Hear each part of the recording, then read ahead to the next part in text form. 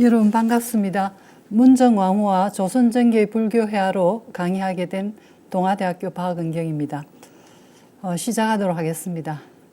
지금 국립중앙박물관에서 새로운 기획전 새나라 새미술 조선전기 미술대전입니다. 그 중에서 저는 이제 조선전기 불교회화로 강의를 하게 되었습니다. 바로 시작하도록 하겠습니다. 세계적으로 남아있는 우리나라 한국 불화가 이 보시는 바와 같이 고려 후기는 한 180여 점이 남아있고요. 그다음 조선전기가 지금 150여 점 전후로 추정이 되고 있습니다. 그 중에서 오늘 제가 이야기할 것은 바로 이 조선전기 편입니다.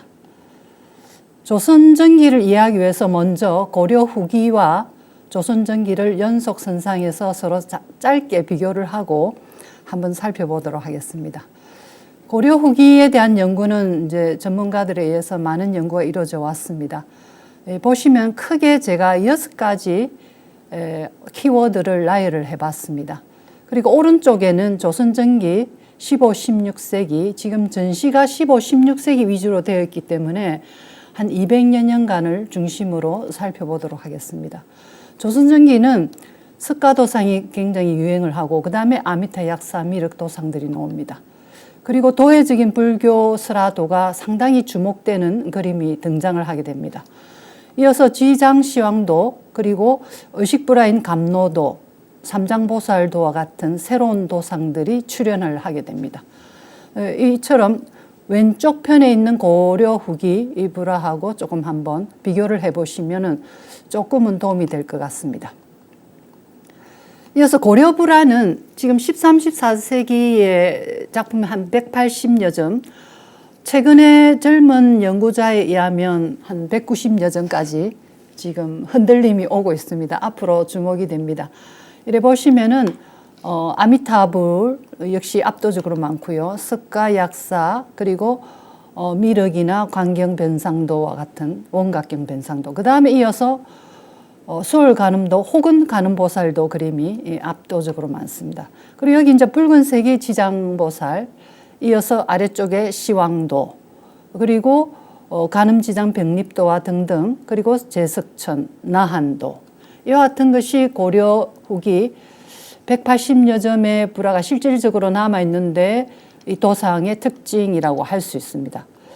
그러면은 고려 후기 불화 180여 점을 데이터로 막대 그래프를 올려보면 역시 아미타가 압도적으로 많고 이어서 관세음 혹은 수월가늠도 그리고 지장과 시황을 합쳐서 이렇게 추산을 할 수가 있습니다. 여기에 데이터는 이제 다소 변동의 여지가 있습니다. 그것을 감안해서 보시면 될 것 같습니다. 이어서 이제 조선전기 15, 16세기에 150여 점도 여기에 조금 변동은 있습니다만은 도상별로 나열을 했습니다. 그 중에 먼저 좀 중심되는 작품만 뽑아본다면은 역시 석가도상이 고려 후기하고는 달리 아주 부각을 한다는 것을 말씀을 드릴 수가 있고요. 그 다음에 약사열애, 아미타열애, 그리고 4분의 열애 혹은 5분의 열애가 등장하는 사불해도 혹은 오불해도와 같은 다불도상이 등장을 하게 됩니다. 이어서 관세음보살, 그리고 지장시황도, 지장시황도 혹은 시황도 이런 작품들이 등장을 하고 그 다음에 조금 전에 말씀드린 바와 같이 삼장보살도와 감로도와 같은 새로운 의식불화들이 등장하는 것을 빼놓을 수가 없습니다. 이어서 이제 제석나한도들이 등장을 하죠. 이 나한상은 고려 후기부터 이어서 조선전기에도 사실은 비중이 있는 도상이기도 합니다. 그러면 15, 16세기 불화의 개요가 제가 조금 전에 보여드린 것과 같이 한 5가지 정도 훨씬 더 많습니다만은 시간 관계상, 지면 관계상 이해를 하시고 한 요 정도로 압축을 해서 보여드립니다. 자, 그러면은 이 조선 15, 16세기의 한 200년간의 왕이 제1대 태조 때부터 시작해서 선조까지 14대의 이제 역대 왕이 여기에 해당이 됩니다. 여기에 이제 불화 조성 사례를 살펴보겠는데 이거는 기록에 나타나는 것을 중심으로 한 것이 아니라 실제 남아 있는 불화를 가지고 먼저 그러니까 하기가 있는 불화겠죠. 하기가 없는 불화는 15세기, 16세기는 이 데이터에 들어가지 않는다는 것을 먼저 말씀을 드리겠습니다. 그러면은 하기가 남아 있는 불상 혹시 이제 기념명 불화가 되겠죠. 불상이 아니라 그 작품을 통해서 14분의 왕들의 이제 한번 재위 기간을 이렇게 1대부터 14대 선조까지 보시면은 이래 숫자가 이래 올라갑니다. 그 중에 제가 9대 승종 때가 6점이 지금 데이터가 남아 있고 그다음에 11대 중종, 인종 그리고 역시 명종 때가 압도적으로 많다는 것을 알 수 있습니다. 그래서 이 명종 때가 사실은 불교 중흥기에 들어간다는 것을 오늘 말미에 이야기할 텐데 벌써 데이터상으로 보더라도 이와 같이 확연하게 우리가 육안으로 알 수가 있습니다. 그리고 이어서 선조 때는 명종 때에 이어서 선조는 1608년까지 제위를 합니다만은 임진왜란 이후까지 넘어가는 여기도 이제 많은 숫자들이 지금 현재 실제 남아있고 학위를 보유하고 있다라는 것을 말씀을 드립니다. 근데 제가 오늘 이제 조선전기 불화 중에서도 문정왕후와 조선전기 불화이기 때문에 조선전기 불화를 개요를 보면서 그 중에 또 문정왕후 불화 불사를 조금 포인트를 맞춰서 이 강의를 진행하도록 하겠습니다. 워낙 내용은 많은데 시간이 제한되다 보니까 좀 빠듯하지만 좀 스피드 있게 조금 달리도록 하겠습니다. 그래서 양해 부탁드립니다. 여러분들께서 전시를 열심히 보시고 이 유튜브를 들으시면 훨씬 많은 도움이 될 것 같습니다. 자, 그러면은 제 11대, 13대 왕실을 한번 집중적으로 보도록 하겠습니다. 그건 왜 그러냐면은 13대가 명종입니다. 명종의 모후가 바로 문정왕후. 그래서 제가 오늘 주제의 문정왕후와 조선전기 불화이기 때문에 이 세계표를 좀 나열을 해봤습니다. 여기에 문정왕후는 이제 그 중종에 비로소 지금 세 번째 비로 나오죠. 요 중종이 11대입니다. 그래서 여기서 아들 명종을 낳죠. 그래서 여기에 보면은 재위 기간이 17년부터 65년까지입니다. 이 재위 기간에 문정왕후가 불교 중흥을 위해서 보호대사를 등용을 해서 상당히 불교의 르네상스를 구현하려고 했습니다. 즉 불교 중흥 정책이죠. 그것이 이제 불화의 어떤 제작 조성 사례와 기록을 통해서 우리가 알 수가 있습니다. 선조는 이제 여기에 14대 선조가 있습니다. 그래서 오늘은 여기에 포커스를 맞춰서 이야기를 말미에는 후반부는 전개를 하도록 하겠습니다. 자, 그러면 문정왕후의 재위 기간 동안 중요한 키워드를 한번 보도록 하겠습니다. 성녀 보호대사를 등용을 하죠. 원래 강원도 청평사에 계신 분인데 굉장히 선해도 밝고 이제 서산대사나 사명대사와 같은 뛰어난 임진왜란을 정말 나라를 구국을 한 그런 제자들도 배출을 하였습니다. 그러면서 불교 중흥 정책을 펼쳤고 그 다음에 봉원사 주지 선종도대 선사가 되었고 성가도 부활을 하고 도축제 실시를 하면서 상당히 활약을 합니다. 문정왕후 시절에 바로 보호대사의 불교 중흥 정책이 같이 파트너가 되어서 펼쳐지는 것이죠. 그러면서 문정왕후는 발언을 이제 불사를 많이 하게 되는데 수많은 불사 추진 중에서도 왕실 불화의 기록에 약간 보이는 이거는 뭐 조선왕조 실록까지 언급은 아니들 하더라도 불화의 화기에 등장하는 숫자를 보더라도 600점 이상을 바로 이 시기에 제작을 합니다. 지금 남아있는 것이 그만큼 남아있지 않기 때문에 우리가 아쉬운 점인데 그 중에서도 해암사 중수의 경기도 양주죠. 해암사 중수의 400탱 불화를 조성을 하게 됩니다. 그건 실제 400탱 중에서 이 6점이 전 세계적으로 국내 한점과 해외 5점이 남아 있습니다. 그리고 아들인 명종의 무병장수와 선정을 베풀고 그 다음 민생 안정을 발언하는 발언 불화를 하게 되고요. 역시 자기의 손자가 이제 나중에 죽게 됩니다. 그래서 자손 번창을 위해서 세자 탄신을 위한 여러 가지 발언을 하게 되는 것이죠. 그래서 이 보우대사와 문정왕후는 굉장히 이 시기에 중요한 네트워크가 있고 이걸 결부해서 이 불화를 볼 필요는 있다라는 것을 다시 말씀을 드립니다. 그럼 여기까지 조선전기 불화의 전체 개요를 보고 또 그 다음에 그 중에서도 문정왕후에 대해서 포커스를 맞춰서 조금 텍스트를 나열해서 한번 키워드를 살펴보았습니다.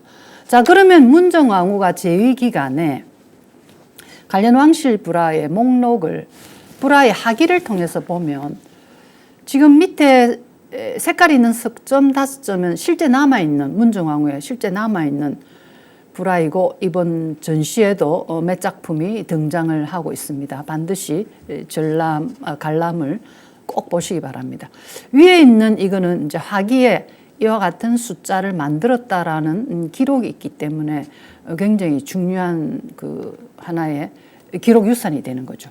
석가 100점, 약사는 화기를 통해서 107점까지 불화 화기를 통해서 알 수가 있습니다. 아미타 100점, 미륵 100점. 그리고 지장은 화기에는 등장하지 않고 실제 지장시황도를 만든 것이 한 점이 남아 있습니다. 그리고 나한도도 200점을 동시에 제작했다는 것이 미국 라크마에 있는 나한도를 통해서 알 수가 있습니다. 그게 이제 한 점 실제 남아 있고요. 그래서 이 엄청난 이 불사를 600점 이상을 실제 만들었는데 지금 남아 있는 것은 10점 아래 석점, 5점, 한 점, 한 점 합치면 10점이죠. 10점이 이번 전시에서 일부를 만날 수가 있다라는 겁니다. 그러면 이 10점 실제 남아있는 이 불화를 보고 우리는 이제 실제 남아있는 이 불화의 이미지를 통해서 도상과 하품 그리고 제작 배경 이런 등등을 상징성을 우리가 살펴볼 텐데 바로 이 10점을 목록화를 하면 다음 페이지와 같습니다.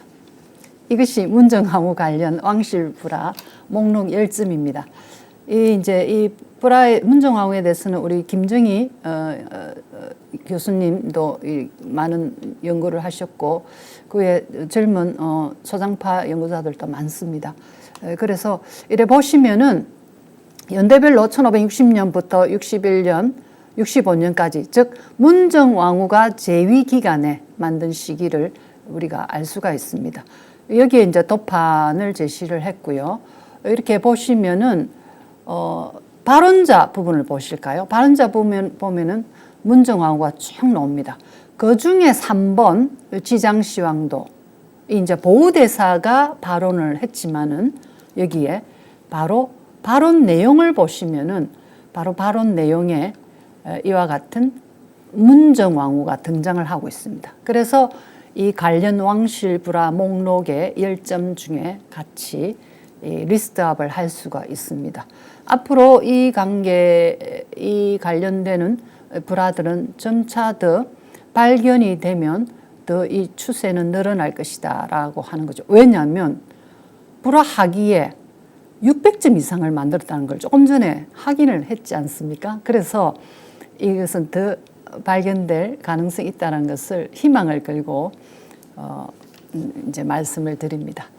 자, 그러면 이어서 이 중에서 이제 10점 작품, 이 10점 작품을 좀 우표 크기처럼 깨알 크기처럼 이렇게 제시를 했는데 조금 더 크게 해서 한번 살펴보도록 하겠습니다.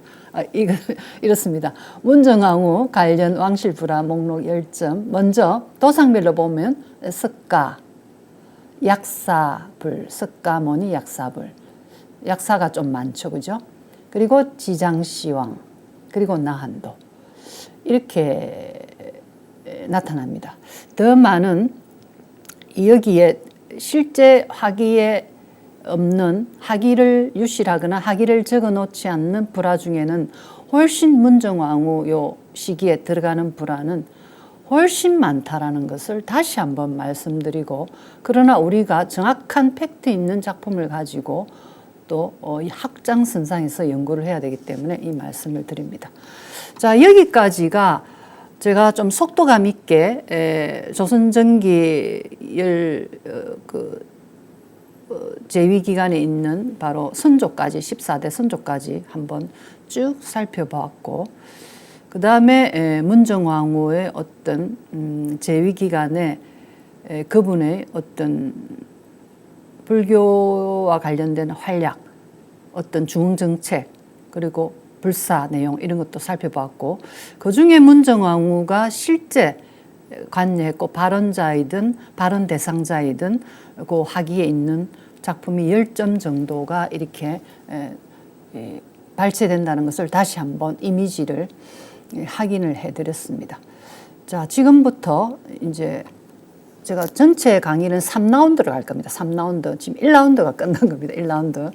그래서 지금부터 2라운드로 들어가겠습니다. 2라운드 중에서 먼저 조선 15, 16세기 불화의 작품 사례라 바탕제재 표현기법 등등 여기에 이제 할 이야기가 너무 많습니다만 조금 시간 관계상 포인트 되는 것만 말씀을 드리고, 조금 쉬다가 3라운드에는 문정왕후가 발언했던 해암사 중수의 경축 불사의 열의 내분을 400탱, 각각 100점씩 400탱을 만들었던 굉장히 기념비적인, 이때가 가장 불교의 르네상스를 구사하기 위해서 실질적으로 드러나는 그런 불화를 한번 살펴보도록 하겠습니다.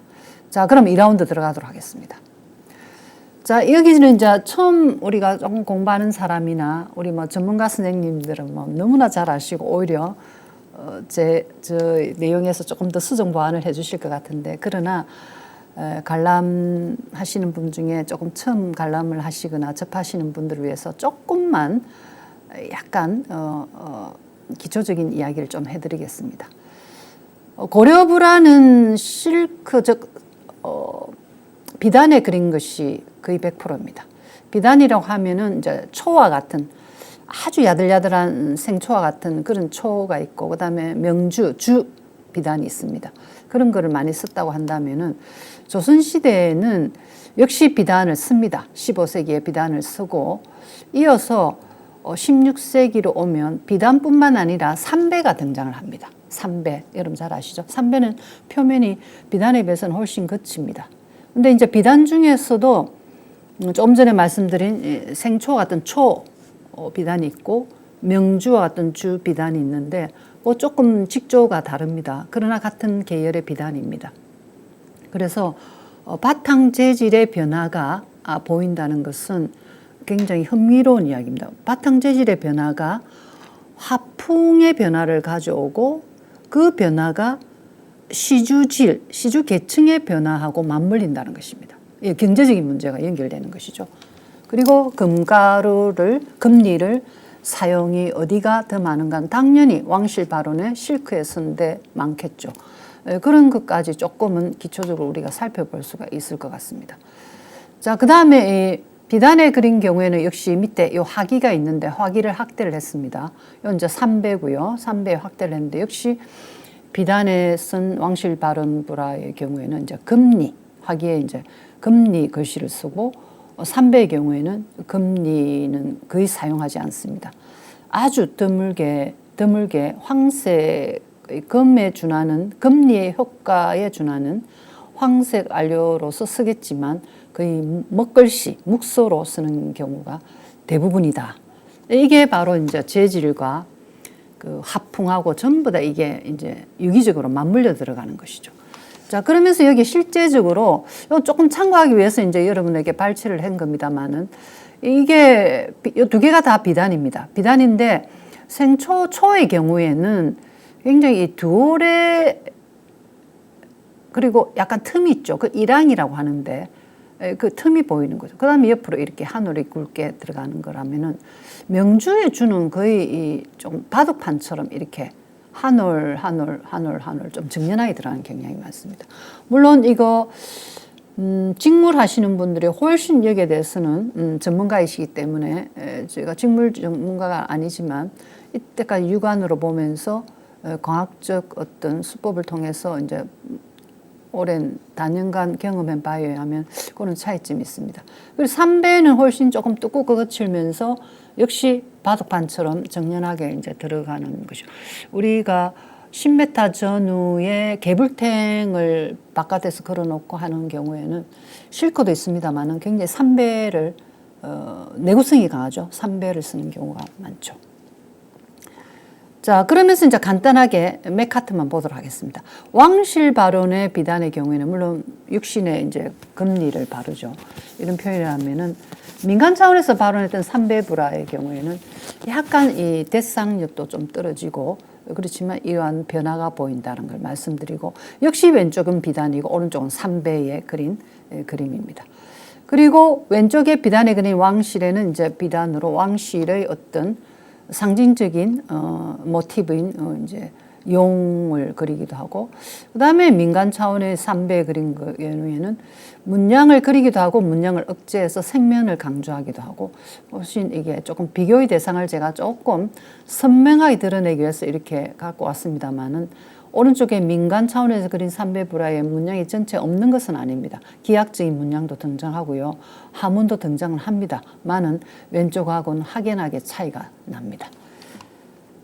그 다음에 왼쪽 역시 왕실 발언 이제 비단에 사용한 아주 그 안료와 문양의 이 느낌을 알 수가 있고 오른쪽도 민간 차원에 사용한 그 불화의 어떤 문양 표현 기법을 알 수가 있습니다. 그리고 그 다음에 이제 한 가지 이야기해 줄 것은 조금 전에는 이제 문양과 재질을 이야기를 했었는데 조선전기에는 이와 같이 3가지 이상의 색을 사용하고 쓰는 채색화가 있습니다. 근데 오른쪽에 이거는 같은 실크인데도 비단인데도 불구하고 오른쪽에는 왼쪽엔 3가지 이상 채색을 사용했다면 알료를 사용했다면 오른쪽은 비단 위에 붉은색을 바르고 금리를 가지고 선묘처럼 그렸다는 거죠. 그래서 우리가 이걸 왼쪽은 채색화, 이건 선묘화라고 이야기하는 것인데 이것이 이미 15세기부터 조선전기에 등장을 하고 빠르게는 14세기의 불화에도 보인다는 겁니다. 물론 사경변상도 보면 거의 선묘화가 압도적으로 많죠. 그러나 글개 그림의 그는 벽에 그는 글개 그림의 고려 불화의 경우에도 빠른 사례가 14세기에 이미 선묘불화가 등장하는 사례를 알 수가 있습니다. 자, 그 다음에 16세기에 역시 15세기부터 등장하면서 16세기도 이 삼배에도 이와 같은 채색화, 오른쪽에 바로 이와 같은 선묘화가 등장하는 그런 것을 우리가 살펴볼 수가 있습니다. 그래서 이것을 정리를 하면은 15, 16세기 불화에 이제 이거는 굉장히 기초적인 걸 정리를 간단하게 하면은 바탕 재질과 표현 기법에 보면 왕실 발언은 비단이 주가 된다. 삼배 그러니까 왕실 발언 화풍에 삼배가 전혀 없는 것은 아닙니다. 근데 아주 드뭅니다. 비단이 압도적으로 주류를 이룬다는 것이죠. 주류라는 것입니다. 우리가 두부 짜듯이 이거다 저거다가 아니라 주류. 그 다음에 채화, 금화 둘 다 나타납니다. 채색화 그리고 금리선으로 드로잉한 선묘화. 그 다음 민중발언 불화에 보면은 주로 마본이 압도적인데 가끔 실크를 비단을 본존 부분에 이래 비단을 대고 좌우에 삼배를 넣는 경우 이런 경우는 후기에도 그런 현상이 보입니다. 그래서 약간 경제적 여력이 안 될 때 그 바탕 재질이 부족할 때 이런 약간 응용을 하는데 아주 재미가 있지 않나요? 본존한테는 실크, 좌우에 건속한테는 삼배 되는 이런 사례는 재미가 있고 그 다음에 민중발언 역시 채화가 또고 선묘화가 나오는데 선묘화 중에서도 금의 효용 가치를 드러내기 위해서 황색 안료를 쓰고 그다음에 때로는 백색 안료를 이제 백색 선묘로 쓰는 경우가 있습니다. 그런데 요즘 조선 후기에도 보고 조선 전기도 마찬가지지만 백색 선을 깔고 그 위에 등황을 올려서 원래는 이제 노란색이었는데 등황이 세월에 의해서 날아가다 보면은 백색 선만 남는 경우가 있습니다. 이제 그런 것까지 좀 디테일하게 앞으로는 봐야 될 것이고 거기에 대해서는 요즘 또 최근에 젊은 우리 연구자 선생님들께서 연구 논문들이 속속 나오고 있다는 것을 말씀을 드립니다. 자, 그러면 이어서 조선전기 지옥 그림을 좀 살펴보도록 하겠습니다.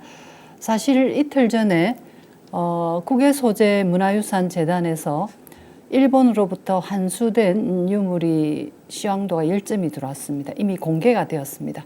그 작품을 포함해서 한번 살펴보도록 하겠습니다. 바로 이 작품입니다. 이 시황도 10폭이 위에 5점, 아래 5점인데 시황도는 여러분 잘 아시는 바와 같이 명부세계의 10명의 대왕이 죽은 망자의 제업을 심판하는 광경을 담고 있습니다. 49제 100일상 1주기, 3주기 때마다 망자들이 불려나가서 자기의 제업을 재판받는 광경입니다. 여기서 마지막에 이제 10번째 대왕에게 재판을 받으면은 육도 윤회를 하게 되어 있습니다. 자, 그러면 이 작품에 먼저 조금 개요를 살펴보면 아마 새로 이제 여러분들이 책에는 나와 있지만 이렇게 조금 더 선명하게 보는 기회가 아마 앞으로 있을 것 같습니다. 자, 먼저 이래 보면 이 10폭의 작품 시황도는 비단에 그려졌습니다. 조금 전에 제가 재질 이야기할 때 비단 이야기를 했는데 비단 중에서도 주보다는 초에 가까운 그런 아주 그 재질이 아주 성글고 아주 부드러운 재질입니다. 그래서 거기에다가 이제 안료를 여러 가지 섞어 발랐는데 사이즈는 길이가 66cm, 폭은 44cm. 그러니까 조선전기 불화 중에서는 소규모에 들어가는 작품입니다. 이것이 이제 10폭이 만들어졌습니다. 이 작품은 이제 고려 시대 14세기로 추정되는 고려 시황도입니다. 이게 제1대왕 여기서부터 시작해서 2, 3은 지금 발견되지 않고요. 4, 5, 6, 7, 8, 9, 10, 10번째 대왕까지 지금 국립중앙박물관에도 소장되어 있는 작품이 있고 그리고 미국 등등에 흩어져 있습니다. 그래서 지금 현재 9폭 정도가 세트로 알려져 있는데 여기 세트에 대해서는 조금 이견이 있습니다. 아마 오로지 세트가 아니고 별본이 다시 같이 섞여 있는 것이 아닌가라고 주장하는 논문도 있기 때문에 앞으로 이거는 더더욱 앞으로 연구 성과에 의해서 밝혀지리라 생각을 합니다. 이래 보시면은 먼저 왼쪽에 있는 고려 시황도 제 4번째와 5번째 대왕입니다.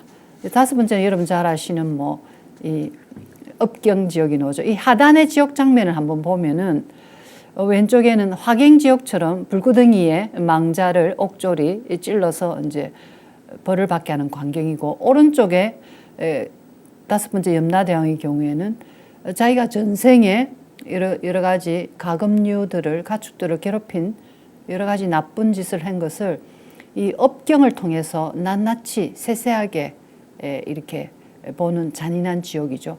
그러면서 그 고통을 당했던 가금류와 집의 가축들이 입에 고소장을 물고 대왕에게 고소하는 장면들이 나오고 있습니다. 이것이 이제 고려 소위 14세기 시황도라고 알려진 불화에 이제 보이는 광경입니다. 그러면은 조금 전에 15, 16세기 조선전기로 새로 한수되었던 시황도의 제1 첫 번째 대왕입니다만은 그리고 왼쪽에는 고려 14세기 대왕인데 이 오른쪽의 지옥 장면은 왼쪽의 지옥 장면의 도상을 상당히 이어받고 있다는 것을 알 수 있습니다. 한번 확대해서 한번 보도록 하겠습니다. 조금 더 확대를 하면은 밑에 보면 왼쪽은 고려, 오른쪽은 환수된 조선전기 불화입니다. 이래 보시면은 여기에 고려 시황도 도상을 개성하고 있는데 특히 여기에 나무에 옷이 걸려 있죠. 어령수라고 하는데 망자들의 옷을 걸어놓고 이 옷이 무게에 따라서 제업이 무거우면은 그 무게에 따라서 이 강을 건너는데 굉장히 강이 깊고 물살이 세고 심한 고통을 받는다는 것이죠. 그런 것을 뜻하는데 거기에 역시 고려불의 독수리가 사람을 쪼고 있고 뱀이 이렇게 괴로움을 주고 있고, 그다음에 여기도 마찬가지입니다. 여기도 어령수가 있고 어령수가 있고 여기에 독수리 그리고 불을 뿜는 뱀이 망자들을 고통을 주고 있는 장면들이 있습니다. 상당히 오른쪽의 그림은 왼쪽의 14세기의 도상을 이어받고 있다는 것을 알 수가 있고, 이어서 한수 유물 중에서 5번째 염라대왕입니다.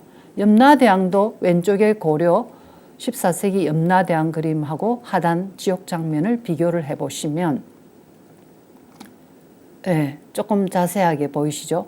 여기 업경지옥이 있고 망자의 머리채를 옥졸이 낚아채서 보게 하는 장면들이 이렇게 여실히 등장하고 있습니다. 그리고 여기에 가금류, 가축들, 이와 같은 고소장을 입에 문 이런 것도 마찬가지로 등장을 하고 있습니다.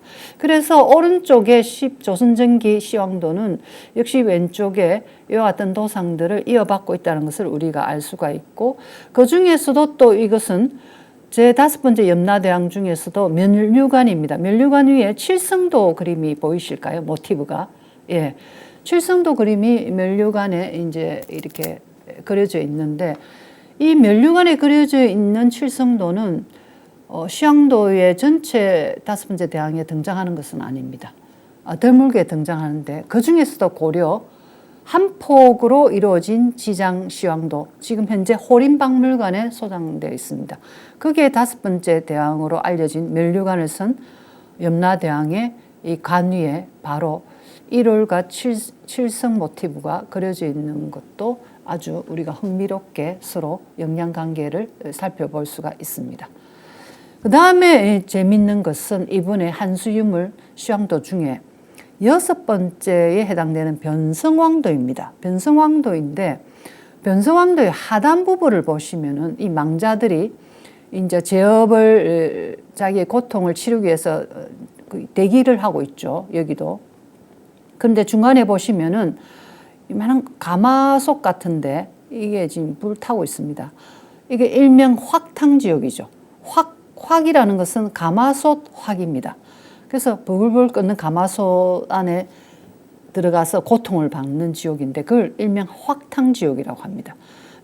변성왕도에 이래 등장을 하는데, 재밌는 것은 이 안에 보시면은 사람이 망자가 들어가서 거기에 끓고 있는 것이 아니고 바로 연꽃과 연잎과 이와 같은 정토색의 연지로 바뀌고 있다는 것을 알 수가 있습니다. 그래서 확탕지옥에 끓는 물이 극락색의 연지로 바뀐 이중적인 이 어떤 장면이 여기에 6번째 변성왕도에 보인다는 것은 굉장히 흥미로운 이야기입니다.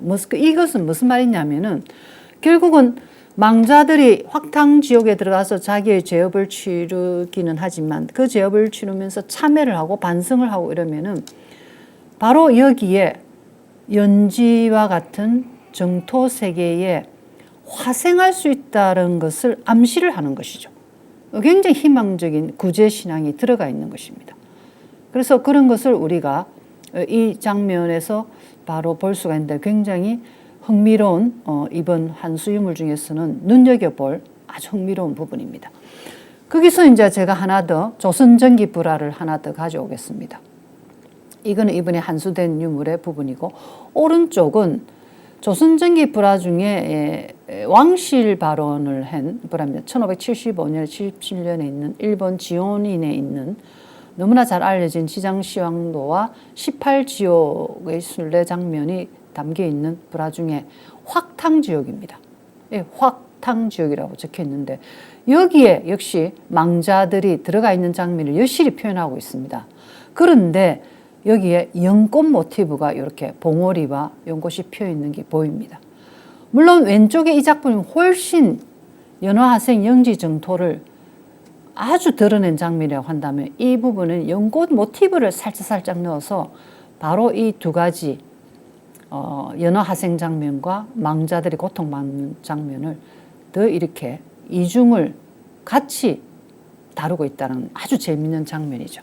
그러나 이거는 이제 16세기 후반이고 이 작품은 적어도 15, 16세기지만 나중에 하풍에서 언급하겠지만 조금 연대를 15세기로 소급해도 되지 않겠는가라고 이제 생각을 하고 있습니다. 그런데 여기에 특히 이 이와 같은 지옥 장면, 확탕지옥의 바로 연화하생, 연지정토 장면은 재밌는 것은 이건 일본의 오백란도입니다. 오백란의 그림에 일본 다이도쿠지에 즉 대덕사에 돼 있고 이미 일본에서 연구가 이루어졌습니다. 아마 이대 선생님하고 몇 분이 이렇게 연구가 추측이 되어서 이루어졌는데 보면 하단부에 보이실까요? 여기에 조금 더 확대를 해보면 바로 확탕지옥의 이 연지정토가 보이는 겁니다. 이 같은 것이 이미 동아시아에 확탕지옥과 연지정토를 동시에 표현하는 구제신앙이 있다는 거죠. 그래서 이것도 우리가 동아시아 이와 같은 도산 공유에 있어서 아주 흥미로운 부분이다라는 것을 알 수가 있고 이거는 이제 한수된 유물에 보이는 것이다. 그 다음 넘어가겠습니다. 그 다음에 한수 유물 중에 이제 조금 시기성을 좀 살펴봐야 되는데 왼쪽은 고려 시대의 14세기 지장시황도의 판간의 이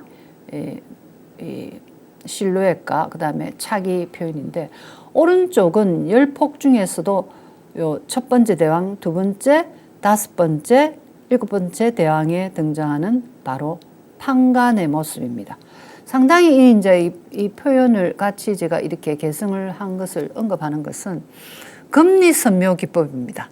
착색 그 붉은색 바탕 위에 먹선을 긋고 금리선을 먹선의 어수선에 따라서 즉 주름선에 따라서 금리선을 강조해서 표현하고 있는 것이 상당히 이 작품에 조금 눈여겨볼 수 있는 부분인데 그것이 고려 14세기의 이와 같은 표현 기법을 상당히 개성하고 있다는 것에 주목을 하지 않을 수가 없습니다. 그러면서 다시 한번 여기에 일본 가와켄에 있는 호쇼지에 있는 시황도 중에 일곱 번째 판간 부분을 드러냈습니다만 여기는 물론 이제 삼배입니다. 실크가 아니고 여기는 다 비단이죠. 거기에 이제 표현된 의수선 표현입니다만은 훨씬 이 작품은 왼쪽에 고려 불화에 등장하는 판간의 부분과 상당히 그 연장선상의 어떤 구사하고자 하는 것이 보인다라는 것을 말씀드릴 수가 있습니다. 그리고 빼놓을 수 없는 것이 한수 유물 중에 구름 문양입니다. 이 구름을 이제 요즘은 문양 연구자 하는 사람들 따라서 젊은 연구자들은 또 영지 운문이라고 하기도 하고 다양한 구름을 이제 표현을 하고 있는데 금리로 표현을 하고 있습니다. 그런데 이것이 왼쪽에 보이는 13세기 1294년에 미륵 하생경 변상도에 보이는 묘만지에 보이는 이와 같은 표현 그리고 아미타 팔대보살도에 보이는 조교지에 있는 즉 정교사 있는 이런 구름 표현하고 상당히 이게 닮아가면서 약간 변형된 그렇게 흐트러짐이 없는 그래서 이런 운문도 상당히 유사한 문양으로 개성하고 있다는 것을 우리가 알 수가 있습니다. 그리고 이제 마지막으로 이 한수 유물 중에서 열폭 중에서 하면 하단부에 약간 붉은색 그 하기란이 있습니다. 거기에 먹글씨로 시주지를 이렇게 명단을 적고 있습니다. 그 부분을 조금 한번 살펴보도록 하겠습니다. 이제 제1폭부터 10폭까지 조금 하기만 떼어서 좀 나열을 해봤습니다. 나열을 했는데 해서체로 이렇게 좀 방락이 많습니다만은 하기의 전독은 좀 어려웠습니다. 그러나 거의 80% 해독이 가능합니다. 그리고 적외선 사진 촬영을 해서 그 자료도 제공을 받았기 때문에 한번 살펴보도록 하겠습니다.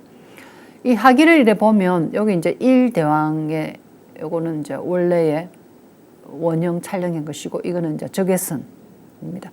이건 6번째 변성왕도에 보이는 원형의 모습이고 이거는 이제 적외선 모습이죠. 적외선은 훨씬 탄소, 이 먹글씨의 탄소를 이제 잡아내는데 많은 도움이 되죠. 이 화기를 이렇게 보면 특히 이 부분에 보면 재밌는 게 열폭 모두 동일한 사람이 등장을 하는데 누구냐면 시주, 법전, 여기 시주, 법전, 그리고 송영장.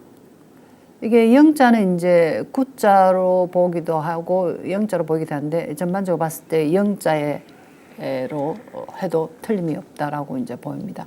그 다음에 여기에 이래 보시면은 시주, 법전, 그 다음에 이어서 손영장 이렇게 나옵니다.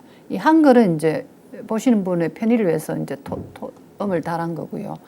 이렇게 전반적으로 10폭의 화기를 봤을 때 뭐 80%에서 뭐 조금 더 판독은 됩니다만은 승려의 이름과 속인의 이름이 등장을 한다. 그래서 승속이 함께 발언한 것으로 추정이 되며 앞으로 이 하기에 등장하는 인물에 대해서는 현재로서는 기록에서는 검색은 되지는 않습니다만은 앞으로 추후에 조금 더 검색을 해서 좀 기대를 해봅니다. 그래서 요 정도 여러분들께 좀 더 사진을 제공해 줄 수 있을 것 같습니다. 그 다음에 이제 다시 돌아와서 이제 조선전기 불화를 좀 살펴봤는데 문정왕후 관련 불화 10점을 다시 한번 상기를 하면서 그 다음에 기억을 하면서 조선전기 불화의 지장 시황도와 시황도도 다시 이제 마무리를 하는데 조금 전에 봤던 바로 여기에 지장 시황도는 문정왕후의 이 1562년 여기에 보호대사가 발언하고 문정왕후가 발언 대상자로 있는 요 한 사례를 우리가 놓칠 수가 없다라는 거죠. 바로 이 작품이죠.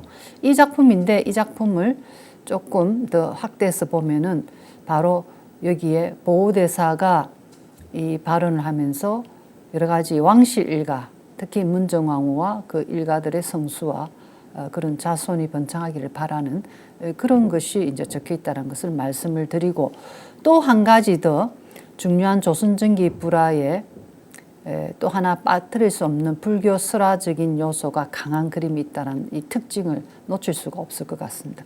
불교 설화도는 사실은 이야기의 주체자가 불교의 도상인 부처님이나 보살이 주체가 되는 것보다 육도 중생이 그 그림 속에 등장하면서 이야기를 이어간다는 것이 아주 중요합니다. 그러면서 이제 불보살에 등장하는 거기에 육도 중생을 넣으면서 이야기거리를 좀 더 풍부하게 만들고 있다는 것을 빼놓을 수가 없다. 그러면서 불교 설화도의 대표적인 것이 불전도, 석가팔상도 여러 가지 정토로 가는 이야기들이 있습니다. 그래서 우리가 석가팔상도도 석가모니 이야기가 아닌가라고 이야기하지만 실제적으로는 속인이었던 육도 중생이었던 사람으로 태어난 속인이었던 고달마 시달타가 주인공이 되어서 자기가 출가를 하고 나중에는 붓다가 된 신이로운 이야기가 전개되는 것입니다. 단순한 부처 이야기가 아니죠. 그러니까 이것이 바로 육도 중생 속인으로부터 사람으로 태어나서 해탈에 이르기까지 이야기이기 때문에 상당히 이거는 불교 설화도의 핵심적인 주제가 될 수 있는 것이죠. 자, 그래서 한번 이제 이런 요거는 이제 참고로 하시고 지금 조선전기의 불교 설화도가 제가 특징으로 아까 5가지를 제시하면서 도회적인 불교 설화도를 주목하지 않을 수가 없다라고 언급을 했기 때문에 이 부분을 아주 짧게 보고 그 다음에 이제 문정왕후의 사백탱불사를 하면서 진행을 해보도록 하겠습니다. 먼저 설화도라고 하는 것은 이제 고려불화도도 냈고 좀 있으면 이제 다른 불화도 내겠습니다만 이런 아미타 독존도나 아미타 팔대보살도나 지장보살도는 설화도라고 하지 않습니다. 이건 예배 존상화적인 성격이 강한 거죠. 근데 오른쪽에 있는 수월간음도의 밑에 이래 보면 선제동자는 육도 중생입니다. 그리고 요 밑에 나오는 요 그림, 요걸 조금 확대를 하시면은 바로 이 그림이 됩니다. 이거는 육도 중생들이 등장하는 그림이죠. 그래서 제가 수월간음도 등장하는 것은 사실은 예배 존상화 성격이 아주 강합니다. 그러나 고려불화에도 이미 이렇게 자그맣게 첨경으로 제시된 육도 중생의 모습을 그려놓음으로써 이 단순한 예배 존상화의 수월간음도 뿐만 아니라 여기에 불교 설화적인 이야기거리를 첨가해 나가는 그런 장르가 이미 움틀고 있다는 것이죠. 이것이 이제 조선전기로 오면서 좀 더 확산되고 아주 그 풍부한 설화도의 장르를 더 열어나간다는 것을 말씀을 드립니다. 그래서 이 작품 불교 스라도라기보다 제가 스라적 요소를 품은 예배하 그림과 같은 성격으로 이야기를 할 수가 있습니다. 자, 그러면 조선전기의 그림에 보면 이렇게 보시면 약사열애가 있고 좌우에 일간월간이 있고 그다음에 12신장상이 둘러 있고 요 마찬가지로 열애가 있고 그다음에 제자들과 뭐 신장상이 있고 팔부중이 있고 이래 되는 거는 이제 예배 존상화 성격이 더 강하겠죠. 그런데 오른쪽의 그림을 보면 지장보살이 중앙에 있고 물론 건석들이 있지만 하면 하단에 18개 지옥이 쫙 이렇게 그려져 있습니다. 이것은 육도 중생의 이야기죠. 그래서 이거는 단순한 존상화로만 보기는 어렵고 상반부는 사실은 존상화이죠. 근데 하단부에 이거는 육도 중생을 그려넣음으로써 지옥의 순례를 하면서 결국에는 이 제업을 쌓으면 안 된다, 선업을 닦아야 된다라는 것을 어떤 구제할 수 있는 길을 열어주는 거죠. 육도 중생의 어떤 참여할 수 있는 이건 이제 설화풍 이야기가 되는 거죠. 그래서 조선전기에 이와 같은 그림들이 이제 확산돼 나가는 것이 좀 많다라는 의미에서 이제 말씀을 드리는 겁니다. 그래서 불교 스라도는 사실은 스토리텔링 그림이고 이런 스토리텔링 그림은 표현에 있어서 서사적으로 표현을 해야 됩니다. 단순한 중앙에 누가 딱 있고 예배로서 하는 것이 아니라 이 서사적 표현 방식에는 크게 조선전기에는 4가지로 구분할 수가 있다라고 짧게 말씀을 드리도록 하겠습니다. 먼저 4가지 중에 이제 먼저 이와 같은 본존을 크게 그리고 아까 보조 장면, 뭐 선제 동자를 넣는다든지 첨경 장면을 넣는다든지 이런 게 있고 아니면 지옥 그림을 이렇게 18개 지옥을 이렇게 밑에 넣는다든지 이래 할 때는 상당히 장면이 복수 장면을 낼 때는 나무와 정각과 혹시 구름을 칸막이 역할을 하는 거죠. 장면과 장면 사이에. 그리고 재밌는 거는 방제명을 넣습니다. 방제명이라는 것은 장면 옆에 그 장면이 무엇을 하는 장면인가의 키워드를 제시하는 거죠. 그러니까 이 장면 옆에 제목을 제시하는 거죠. 그게 방제명이라. 이런 것이 굉장히 스라도에 공통적으로 보이는 요소들입니다. 방제면이 있고 없고는 상당히 재미있는 전환점으로 가는 것이죠. 이런 이제 2가지의 배치 방법이 있을 수 있고, 그 다음에 조금 더 설화성이 이제 농후한 그림으로 가는 건데, 요 2가지 합쳐서 이제 4가지가 되는 건데, 이거는 밑에 장면에 시간 순서대로 밑에서 올라가든 위에서 올라가든 뭐 시간을 압축해서 그러나 시간의 순서가 있는 거죠. 그럼 태어났다, 가출했다, 돌을 깨우쳤다, 열반했다. 뭐 예를 들어 큰 시간의 압축, 20년 단위, 10년 단위로 장면을 나열하고 다만 여기에 이런 칸막이 역할을 하는 것을 넣어서 그래서 이건 단락을 나누면서 연속을 간다는 거죠. 단락 연속시란 말을 할 수 있습니다. 근데 이거는 단락을 주지만 이거는 좀 연속적인 것이 굉장히 오늘 맺고 뭐 일주일에 뭘 하고 이렇게 연속. 그래서 이거는 연한식이라는 표현을 할 수 있습니다. 이것도 마찬가지로 복수의 장면이 나오는데 훨씬 왼쪽보다는 많은 복수의 장면이 나오겠죠. 그래서 어찌 보면은 스토리텔링 그림의 최고봉과 같은 서사적 표현이 아닌가라고 이제 이야기를 할 수가 있습니다. 이런 거는 이제 두루마리 그림에 굉장히 활용이 강하겠죠. 그런데 우리 조선전기 불화에는 두루마리는 이제 사경화 정도가 있고 일반 불화는 걸개 그림이기 때문에 족자 형태나 액자형 걸개 그림이기 때문에 바로 한 그림 안에 복수의 장면을 넣어서 표현을 하고 있다. 자, 그러면 이제 독립적인 배치 방식 아까 2개를 이야기를 했는데 예를 들면 이런 그림이 왼쪽에 해당되는 여기에 선제 동자가 있고 밑에 보조 장면이 나오는 뭐 예를 들어서 이런 보조 장면이 첨경으로 들어가는 것도 충분히 이야기거리를 제공한다. 그 다음에 이제 이 B에 해당되는 장면을 왼쪽에 제시하면은 바로 중앙에 본전이 있지만은 복수의 장면들이 칸막이 역할을 하면서 여러 가지 이야기를 끌고 나가는 단 여기는 육도 중생이 등장을 한다. 그것을 빼놓을 수가 없습니다. 세세하게 보면은 여기 방제면과 같은 여러 가지 방제 문구가 나오죠. 그래서 이런 것도 참고로 할 필요가 있습니다. 그 다음에 또 B에 빼놓을 수 없는 것이 조금 전에 지옥 장면 이야기했죠. 위에 상단부는 상당히 예배적인 건데 하단부는 지옥 그림이죠. 이런 거는 이제 망자들의 처참한 장면이긴 하지만 설화적 요소가 풍부한 지옥 변상 그림에 해당되는 것이죠. 그래서 이건 이야기거리가 풍부하기 때문에 설화성이 농후한 그림이 되겠죠. 하단부는. 자, 요런 거. 요 조금 더 확대를 하면 이런 부분이 나오고 조금 더 부분을 보시면 이와 같은 방제명이 있고 흑암지옥, 어둠 속에 빠진다는 이야기죠. 그 다음에 이건 추장 발패지옥, 여기에 방제명이 있죠. 이런 것들이 다 구름과 이런 모티브에서 칸막이 역할을 하면서 복수의 장면들을 계속 이야기거리를 끌어내는 이런 것을 알 수가 있다. 그러기 위해서 이제 마지막에 이와 같은 죄를 짓지 말라고 하는 교훈을 시사를 하죠.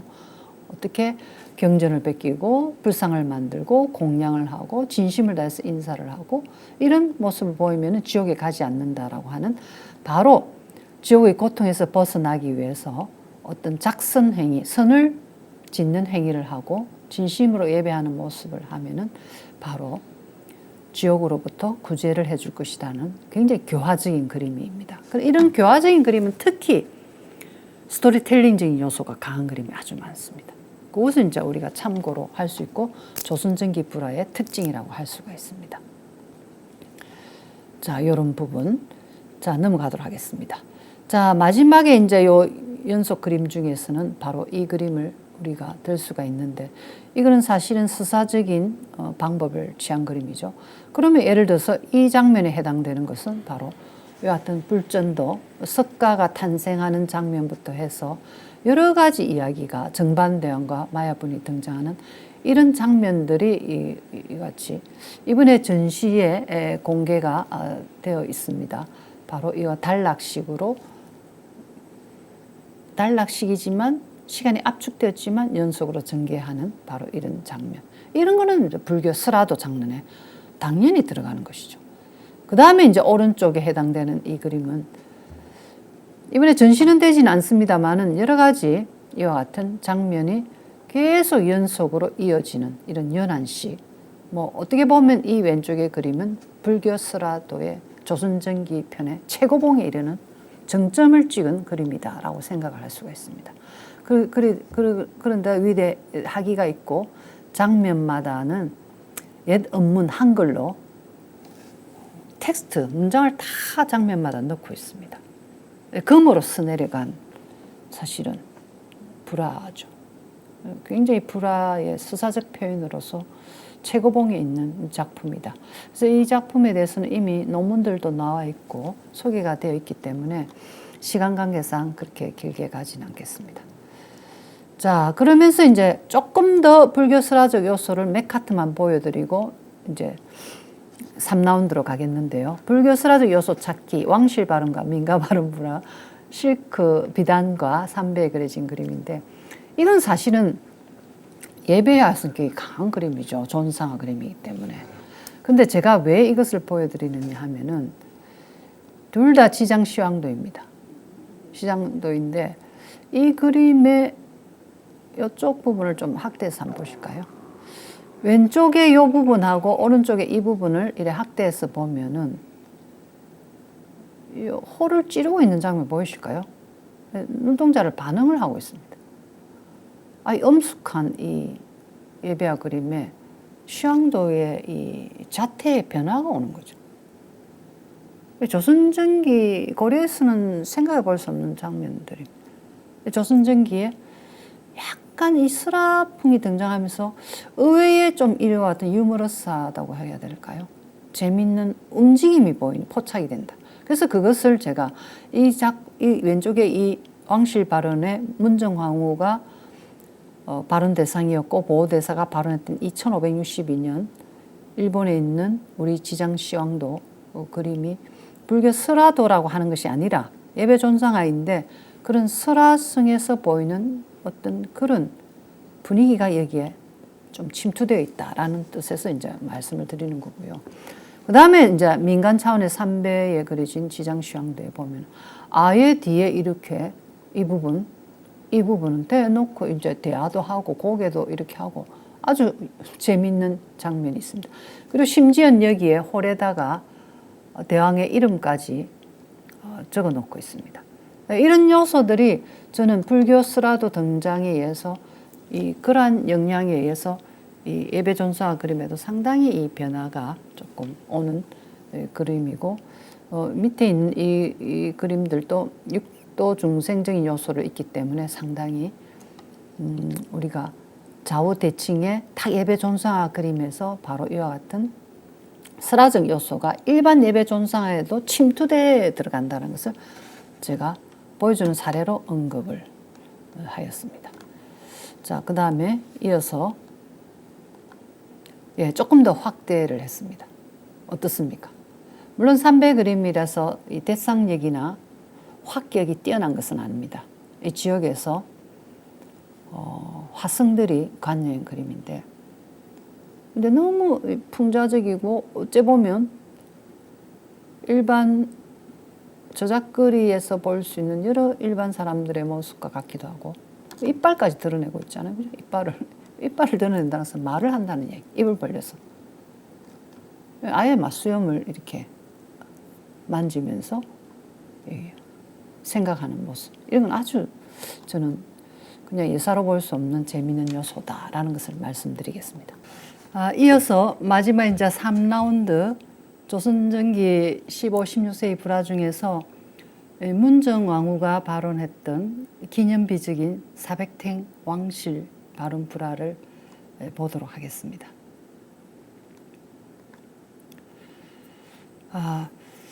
이 사백탱 불화가 1565년에 제작되었습니다. 제작되고 문정왕후도 돌아가시고 이어서 문정왕후가 등용했던 보호대사도 제주도로 기양을 갑니다. 기양을 가서 거기서 죽음을 당하는 것이죠. 그래서 한번 보도록 하겠습니다. 경기도 양주 해암사터입니다. 이전의 사진인데 서울에서 보면은 경기도 양주 해암사가 이제 약간 동쪽으로 치우친 북쪽 요게 위치를 하고 있습니다. 해암사는 여러 가지 발굴을 통해서 많은 전시도 하고 그간에 여러 가지 심포지움도 많이 이루어져 왔습니다. 근데 이 중에 한 점이 사비탱불화 한 점이 국립중앙박물관에 약사 3존도가 있습니다. 지금 전시실에 바로 여기 특별전기획 전시실에 전시되어 있습니다. 굉장히 중요한 작품이죠. 사백탱 중에 국내에 유일하게 한 점이 존재한다는 것 자체만으로도 다행이 아닐 수가 없고 굉장히 중요한 작품입니다. 이 작품을 이제 보면은 중앙에 바로 약사열애가 있고 그 다음에 잘 보시면 여백을 도상을 빗겨난 여백 이 부분에 글씨가 금리 글씨가 있습니다. 그 중에 하나가 이제 이 양공에게 명하여 이 부분이 이제 보이는 부분입니다. 이 부분은 어디냐면 바로 여기에 해당되는 부분이죠. 여기. 요 보살의 천이자락의 끝자락에 이 금글씨가 보입니다. 상당히 화면이 조금 사면이 조금 잘려 나가서 글씨가 조금 훼손은 되었지만 그래도 상당히 잘 남아 있는 작품입니다. 이제 이 글씨를 지금까지 여러 가지 논문에서 언급이 됐고 저 역시도 이제 사백탱 불화로서 조성된 이 불화를 만나기 위해서 뭐 미국과 일본과 국내에 조사를 했습니다만은 대체로 이제 화기에 적혀 있는 한자를 이렇게 보시면은 양공에 명하여 이게 나오고 그 다음에 이와 같은 이제 요 표시는 잘려 나간 표시입니다. 결국은 이 부분에 푸른 글씨 친 이 부분에 석가 미르 럭자는 이제 잘려 나갔지만 살짝 보이는 거죠. 약사 그리고 미타 이것은 이제 내분의 열애를 이제 만들었는데, 이 보시면은 금화죠. 50. 이것도 이제 잘려 나갔지만 조금 남아 있는 거고.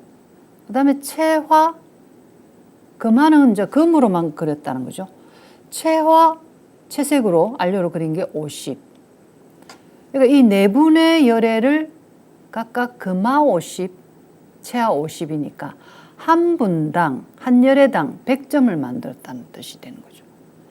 그래서 내분이니까 합쳐서 어떻게 됩니까? 병 합쳐서 아울러 400탱. 그래서 금화 50, 채화 50 모두 400탱을 만들었다. 이 만든 것은 해암사 중수의 경축 요 부분에 이제 그리 나옵니다만은 계한저만 공양을 했다는 것이죠. 아주 이거는 조선왕족실록의 이제 기록에도 보이지 않는 아주 중요한 기록이 여기에 대대적인 불사를 했다는 것을 알 수가 있습니다. 그러면 이 400탱을 동시에 했는데 이 한 점이 국내에 남아 있는데 그 외에 잘 알려진 바와 같이 일본 열도의 늑점이 남아 있습니다. 일설에는 한 점 더 그것도 아미타도 이 작품의 세트라고 보는데 저는 견해가 조금 다릅니다. 그래서 일단 네 작품을 우선적으로 말씀을 드리겠습니다. 여기에 보면은 보수원절, 그리고 용승원, 강승사 고배, 그리고 나고야에 있는 이 작품 덕천미술관, 요 늑점이 이렇게 남아 있습니다. 그래서 여러분 이제 보시면 아까 채화는 이런 게 채화겠죠. 근데 금화라고 나왔잖아요. 이런 게 금리선으로 그린 거 바로 금화. 이런 것을 바로 조금 전에 봤던 화기를 통해서 이것을 바로 짐작이 가능한 거죠. 그러면은 여기서 먼저 한 작품을 보기 위해서 좌우 여행을 한번 가보시도록 하겠습니다. 바로 이 작품부터 가도록 하겠습니다. 제가 30대 초반에 이 작품을 있다라는 소식을 접하고 보수원에 히로시마에 있습니다. 접하고 바로 배낭 메고 갔던 기억이 생각이 납니다. 한번 보실까요? 좌우 이제 여행을 하시죠. 바로 일본의 이츠쿠시마 하면은 유네스코 지정된 굉장히 유명한 데입니다. 히로시마에서 신사로 가기 위해서 이제 배를 타고 이제 건너야 됩니다. 그래서 반드시 이 배를 타고 가야 됩니다. 그래서 배를 타고 점점 가니까 여기에 신사가 보이죠. 도리, 일본 신사 도리가 보이죠. 이제 96년에 세계유산이 된 건데 이츠쿠시마 신사입니다. 그 신사의 인근에 있는 절에 바로 조금 전에 봤던 불화가 있습니다. 바로 이제 도착해서 신사는 재밌는 게 물이 이제 잠기고 썰물과 미물에 의해서 물이 빠져나갔다 하는데 여기 이제 관광지로 좀 유명을 하죠. 이와 같은 따개비가 막 붙어 있는 광경도 보이고요. 다시 거쳐서 이 위로 올라와서 절을 가게 돼 있습니다. 위로 가서 멀리서 이제 보이는 이 절인데 바로 이 절의 이 방에서 이제 조사를 하게 되었는데 바로 이와 같은 일본의 이제 젖시, 이 주자, 이 목재 상자 안에 이 불화가 보관되어 있었습니다. 그래서 열어보기 전에 먼저 뒷면을 봤습니다. 이 상자 뒷면을 보니까 음각형으로 물록 중에 풍신 도요토미가 가져왔다라는 글이 이제 이래 나옵니다. 이것을 한번 어떤 글이냐면은 대충 이와 같은, 이거는 이제 해석을 해서 글에 논문에 실었기 때문에 여러분 찾아보시면 될 것 같습니다만은 물록 중에, 물록이면 우리 임진왜란 일어났던 1592년 그 물록이죠.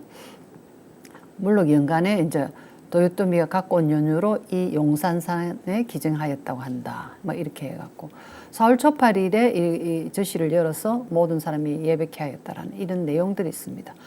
물론 이 음각형은 이 목재 상자의 이 명문은 아마 이 작품이 보수원에 전래된 이후 1805년경에 전래되었다라고 이제 알려져 있고요. 목재 주자를 마련하여 그 안에 이제 이 그림을 약사 3존들을 안치하고 배면에 은각으로 새겼다라는 것을 알 수가 있습니다. 자, 넘어가도록 하겠습니다. 바로 상자를 열었습니다. 여니까 일본에 금박을 발라서 12신장을 여기에 배치를 하고 여기에 우리나라 약사 3존도가 있는 것입니다. 다시 조금 더 화면을 확대를 하면 이렇습니다. 상당히 좀 훼손되어서 본지 실크가 비단이 떨어져 나간 부분은 있지만 그 도상에는 큰 훼손은 되진 않았습니다. 그리고 흥미롭게도 요 금리 글씨가 아주 선명하게 남아있는 것을 알 수가 있습니다. 그래서 국립중앙박물관 작품과 이 작품의 그 화기를 서로 이래 대조를 해서 그리고 이런 조합을 해서 이 복원도 되고 여러 가지 다양한 정보들을 캐치할 수가 있는 것이죠. 아마 이제 이 두부인데요. 약사일의 두부인데 원래에서 조금 이게 가칠이 된 것이 아닌가라고 보고 있습니다. 그래서 이런 모습을 우리가 볼 수 있고 그 다음에 좌우에 바로 금글씨를 조금 보살들 일광보살과 월광보살들 좌우에 금글씨가 좀 더 선명하게 나와 있습니다. 이것을 이제 조금 종합해서 한번 해석을 간단하게 해보면 위에는 금글씨가 있고 밑에는 이제 번역한 것입니다. 그래서 이거는 다 읽기는 좀 그렇고 여기 보면 금화 50탱, 채화 50탱 모두 400탱을 장엄해서 갖추고 해암사 중수 경석에 저만 공양하였다 라고 이야기가 나옵니다. 그러면서 언제 만들었냐? 가정 44년 1565년이죠. 요 가정 44년 얼충년에 바로 여기에 성렬 인명대왕 대비가 발원주가 되어 이 말은 이 성렬 인명대왕 대비가 바로 문정왕후입니다. 예, 문정왕후가 이제 왕비에서부터 왕대비에서부터 이렇게 바뀌면서 이제 바뀌어가는데 나중에 이 문정왕후가 바로 발원주가 되어서 이것을 장엄하는데 해암사 중수에 물론 했지만은 바로 주상전하 자기 아들인 친아들인 명종 13대 명종에 오래 살고 선정을 베풀고 자손이 사이좋게 왕실에 덕이 성하고 그리고 며느리인 왕비가 임신하여 또 아들을 낳을 수 있도록 손자가 귀하니까 이렇게 이제 보화를 내어서 양공에게 그림을 잘 그리는 양공에게 명하여 석가, 미륵, 약사, 아미타 이 네 분의 열애를 보처보살과 좌우 보처보살과 함께 이렇게 만들게 하였다라는 아주 이 기록이 바로 화기에 다 보이는 것이죠. 그러면서 재밌는 거는 말미에 이 청평산인 나암금발 이거는 청평사에 있었던 바로 누굽니까? 등용 부름을 받고 바로 왕실에 와서 불교 정책을 펼쳤던 보우대사의 호가 흥당 나암을 씁니다. 그래서 당호는 흥당을 쓰는데 호는 나암 바로 청평산인 나암은 보우대사를 가리킵니다. 바로 이런 것이 삼가 발문을 한다라는 것이 그리 보이는 것이죠. 아주 중요한 글귀가 보이고 그와 같이 이제 400탱이란 글자가 여기도 보이는 거예요. 참고로 하시면 될 것 같습니다. 이어서 이제 이와 같은 동일한 내용이 국립중앙박물관과 보이고 그래서 이 국립중앙박물관 히로시마에 있는 보수원 같은 내용들이 보인다. 이어서 이제 또 용승원에 있고 이게 이제 강선사에 있는데 용승원은 약사 3존도입니다만은 고베에 있는 배를 타고 들어가는 강선사는 향마 촉진을 한 석가모니입니다. 아까 네 분의 열애를 만들었다 했으니까 지금 약사가 많이 남아 있습니다. 덕천미술관도 약사입니다. 그런데 요거는 이분은 바로 석가모니이기 때문에 한번 보도록 하겠습니다. 강선사를 한번 고베를 가보도록 하겠습니다. 제가 고베 지진이 크게 일어나고 난 이후에 갔습니다. 그 당시에는 지금 강선사 마을로 배를 타고 들어가서 강선사라는 마을에 있습니다. 안에 뜰에 물록 원년. 그러니까 임진왜란 1592년에 우리나라의 고려군을 토벌하기 위해서 이제 갔다 가고 죽은 사람들을 위해서 이제 공양비가 있다는 그 나라 입장에서 그 당연히 그래 하는 거죠. 강선사 뜰에 이게 있습니다. 그래서 한 카트 하고 그래서 이제 불화를 보니까 변색이 좀 심합니다. 변색이 심한데 보니까 그나마 이 금글씨가 금리 글씨가 희미하게나마 남아 있습니다. 여기 보면은 양공에게 명하여 석가모니의 석자가 이래 보입니다. 바로 요 글자가 하나가 보이는 거죠. 똑같이 아까 봤던 두 작품의 내용하고 동일한 내용이 바로 이것이 미륵약사 아미타, 금화 50, 채화 50 모두 400탱, 해암사 중수경추 이 글자를 확인할 수가 있었고 재밌는 것은 이 불화를 뒷면을 돌리니까 이 뒤에 이제 한지 이 글을 쓰고 그 당시에 주지 스님이 그러니까 지금 주지 스님이 아니고 그 앞대에 주지 스님이 읽고 이거를 나름대로 옮겨서 뒤에 이 족자 뒷면에 붙여놨습니다. 약간 탈락된 부분은 못 읽은 부분도 있지만 약간 오독된 부분도 있지만 거의 비슷한 내용들을 이래 나열을 하고 있습니다. 넘어가도록 하겠습니다.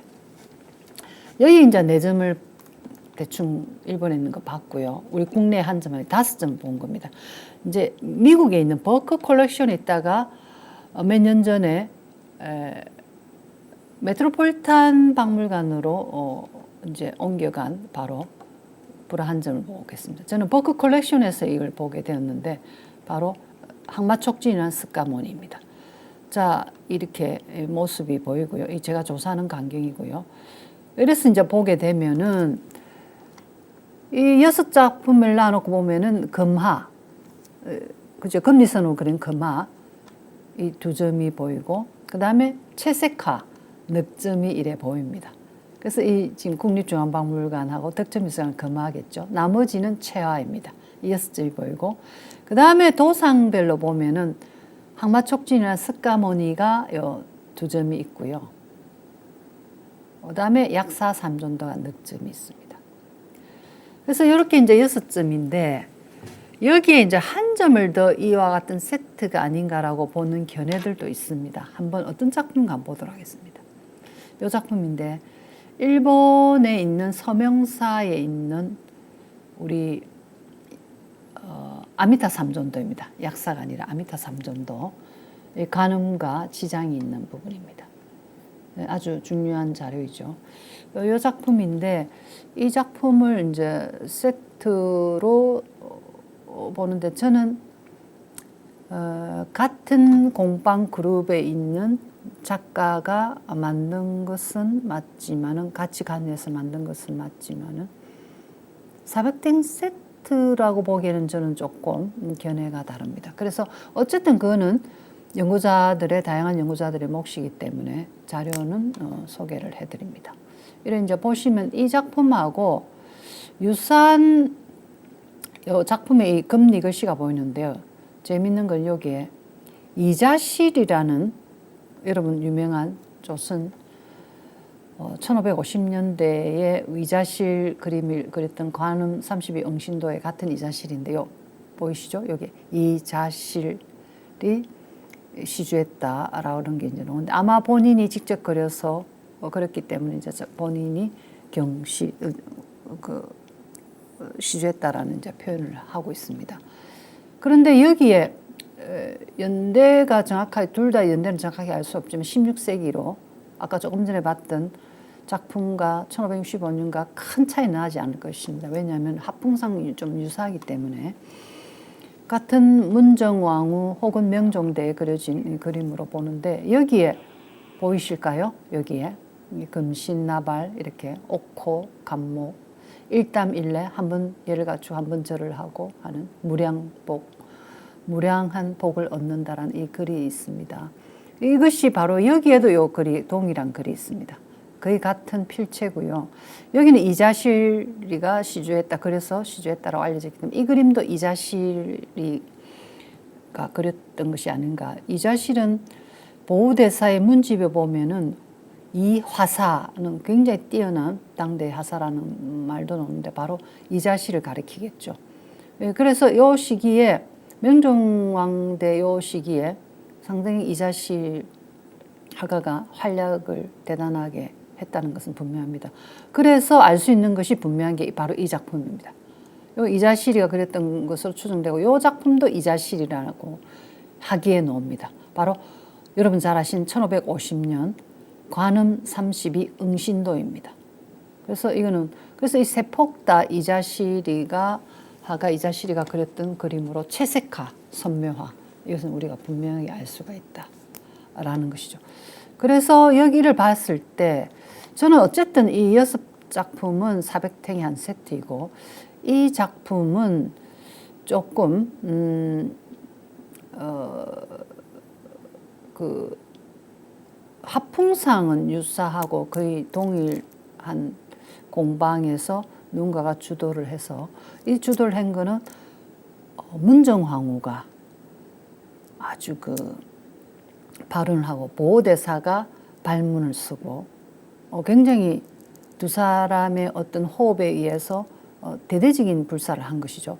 거기에 또 이 시기에 이자시리 화가 이자시리 역할을 왕실 안에 있는 불화불사에는 굉장히 역할을 한 하사인 건 분명합니다.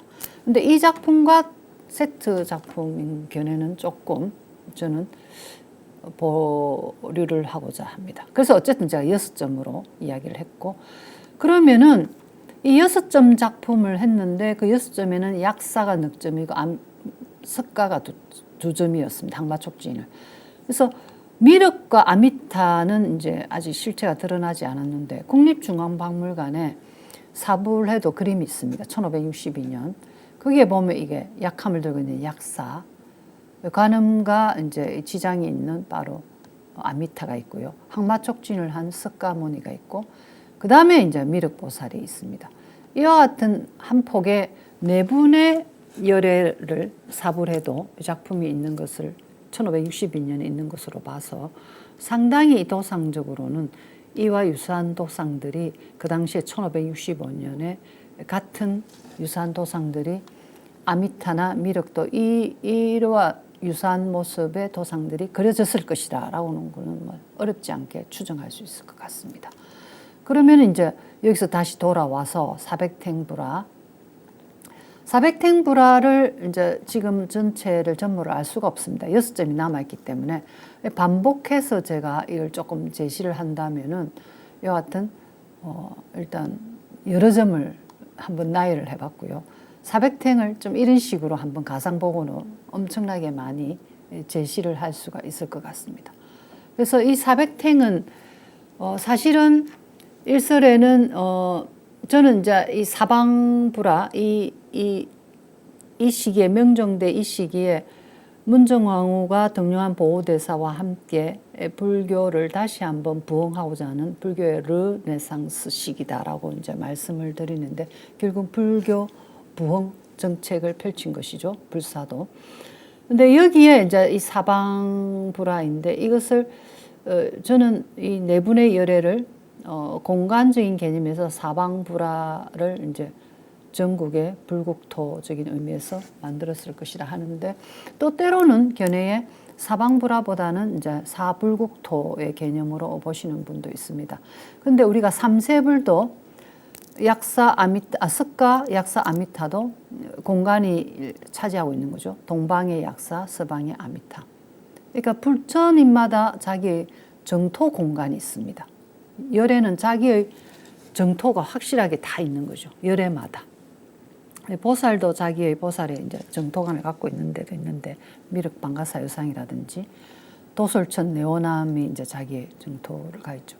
제가 볼 때도 여기는 동방 약사, 서방 아미타 그리고 북쪽에서 남쪽을 바라보는 이제 석가모니 그리고 미륵은 미래 세계의 어차피 남선부주의 용화 내려와서 세 번의 설법을 통해서 용화해도를 그 미륵열의 정토색인 용화해도를 펼친다라는 바로 남쪽을 지형하고 있는 이런 것을 봤을 때 저는 사방불화 이걸 너무 콕 집어서 그렇다기보다도 이 사방적인 의미 그리고 사면석굴 면이 4개 있는 석불에 이 내면을 하는 그러니까 사방으로 뻗어나가는 그런 불국토 그런 개념으로 조금 유연성 있게 봐도 되지 않을까 싶어서 저는 사방 불국토의 개념으로 저는 그렇게 해석을 하고 싶습니다.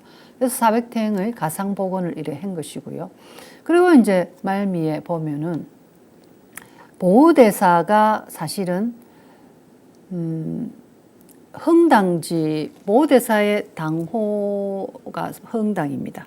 제자들이 나중에 흥당집을 남겨 심은집을 엮어서 흥당집이 나오고 거기에 흥당집 뒤편에 남 그 보호대사의 호인 남을 해서 남잡저라고 이제 하는 그 편이 붙어 있는데 이게 천리대학의 도서관에 보관되어 있고 그 영인본이 또 일본에서 나온 게 있고 국내에도 아마 영인본이 이렇게 소개가 되어 있습니다. 저도 이제 이 흥당집을 조사하기 위해서 이제 그 찾아간 적이 있었는데 이 보호대사의 흥당집의 말미에 보면은 보호대사의 임종계가 있습니다. 임종을 맞아 죽음에 그러니까 제주도 기항 가서 마지막 자기의 이제 임종계이겠죠. 이래 보시면 이거는 이제 원문으로 실려 있고요. 이거는 이제 음을 달한 거고요. 이제 번역해서 보면 너무 이 마지막 임종계의 이분의 선성이자 굉장히 학문적인 깊이가 있는 성녀로 굉장히 알려져 있습니다. 헛개비로 헛개비 마을에 들어와 50년 남짓 강대짓이나 했구나. 인간 세상의 영욕을 명예와 수치죠. 영욕을 희롱했으니 허수아비, 껍데기 흡수아비 이렇게 번역하는 사람들도 있습니다. 허수아비, 성녀의 그 육신을 버리고 푸른 하늘 창공에 올라가네라는 것이 마지막 보호대사의 임종계가 거기에 흥당집 실려 있고 바로 이 부분입니다. 이 부분에 임종계가 이렇게 있는 부분을 다시 한번 보여드립니다. 그러면서 이 보호대사가 그 제자로서 선을 이어받은 사람 중에 이제 수산대사와 사명대사를 빼놓을 수가 없는데 수산대사, 사명대사는 훗날 우리가 굉장히 임진왜란 때 그 나라를 구하는 데 역할을 상당히 했죠. 그래서 흥당집의 발문에 이 사명대사가 글을 쓰고 있습니다. 훗날 사명대사는 훗날 이제 번역된 것을 좀 가져오겠습니다. 울면서 보호대사의 문집인 흥당집 발문을 이렇게 적었다. 생각한데 우리 대사께서는 동방의 한쪽 좁은 땅에 태어나 100세 동안 전해지지 못했던 도의 실마리를 열어 오늘날 배우는 자들이 이에 힘입어 그 돌아갈 발을 얻게 하시고 이 도로 하여금 마침내 사라지고 끊어지지 않게 하신 분이다. 이분이 아니었더라면 영악풍류와 소린곡자가 거의 사라지고 들리지 않을 뻔하였다. 이 글은 비록 전하나 만일 그 뜻을 알 수 있는 이가 아니면 누가 대사의 고귀한 뜻을 알겠는가? 이 흥당 발문을 말미로 오늘 강의는 이제 마무리하고자 합니다. 조금 요 갈로 부분이 조금 이중에다가 잘못되어서 죄송하고 요 중간 부분은 생략을 하였습니다. 그렇게 하시고 이 보현시범가에 있는 내용입니다. 영급이 다하도록 예부를 하오리다. 강연할 때마다 말미에 제가 이걸 잘 내는데 오른쪽은 이제 고려불화에 나오는 가가미 진자 경신사에 있는 수월관음도의 그 선제동자의 관음을 경배하는 모습입니다. 그렇게 하고 오늘 이 수업은 이 사찰에 그 떨어진 진달래꽃입니다만은 산나락이라 생각하시고 오늘 수업은 여기서 마치도록 하겠습니다. 오랜 시간 경청해 주신 여러분들께 감사의 말씀 드리면서 오늘 수업은 마치도록 하겠습니다.